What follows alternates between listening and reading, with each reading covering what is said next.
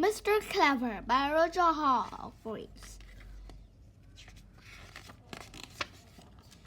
Mr. Clever was quite the cleverest person ever, the cleverest person in the world, and he knew it.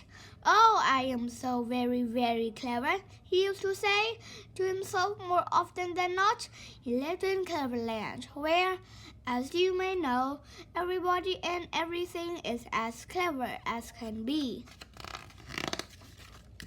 In Cleverland, clever trees manage to grow apples and oranges at the same time. In Cleverland, clever flowers get up and go for a walk. Clever worms drive around in cars all day. And clever elephants play tennis. Oh yes, Cleverland is quite the most clever place. Would you like to live there? Mr. Clever does. "Oh, I am so very, very clever to build such a clever house," he used to go around telling everybody. One morning, Mr. Clever was awakened by a special Mr. Clever alarm clock.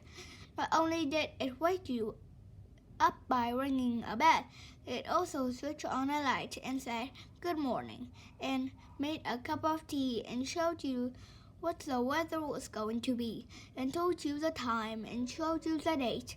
It also whistled cheerfully while it was doing all that.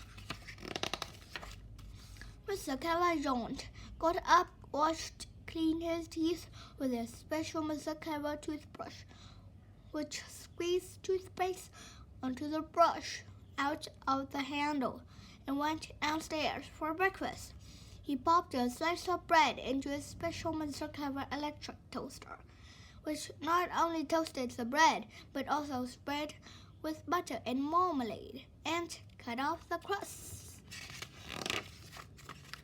After breakfast, he went for a walk.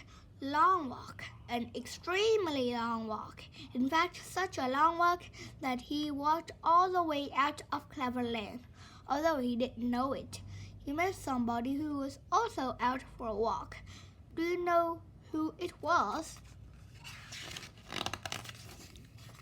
That's right, Mr. Happy. "Hello," cried Mr. Clever. "I'm the cleverest person in the world." "Oh, good," said Mr. Happy. "Then you must be clever enough to make up a really good joke to tell me." He laughed. "Jokes make me happy," he explained. Mr. Clever's face fell. "I don't know any jokes," he admitted. "Well, that's not very clever of you, is it?" said Mr. Happy, and went off. Mr. Clever went on. And do you know who he met next? That's right, Mr. Greedy. "Hello," cried Mr. Clever. "I'm the cleverest person in the world." "Oh, good," said Mr. Greedy.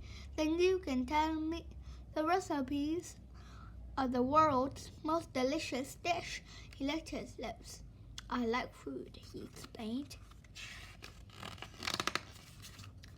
Mr. Clever's face fell. "I can't cook," he admitted. "I don't know any recipes." "Well, that's not very clever of you, is it?" said Mr. Greedy, and went off in search of food. Mr. Clever went on. And do you think he met next? Yes, Mr. Forgetful. "Hello," cried Mr. Clever. "I'm the cleverest person in the world." "Oh, good," said Mr. Forgetful. "Then you can tell me what my name is." He smiled apologetically. "I've forgotten," he explained. Mr. Clever's face fell for the third time that morning. "But I don't know your names," he admitted. "We've only just met." "Well, that's not very clever of you, is it?" said Mr. Forgetful, and too went off, forgetting to say goodbye. And so it went on all day. Mr. Clever couldn't tell Mr. Sneeze the cure for a cold, and he couldn't tell Mr. Small how he could grow bigger, and he couldn't tell Mr. Jelly what the secret of being brave was, and he couldn't tell Mr. Toby how to talk the round way right. I mean, the right way round. A not very clever day. Not at all. Not a bit. As by now he wasn't feeling everything like the cleverest person in the world, Mr. Clever decided he better go home. He passed a pile of worms who was having a chat. "Who's that?" asked one worm. "That," replied the other worm, "is Mr. Clever, the cleverest person in the world, on his way home to Cleverland." The first worm thought, "He can't be that clever," he replied. "He's going the wrong way."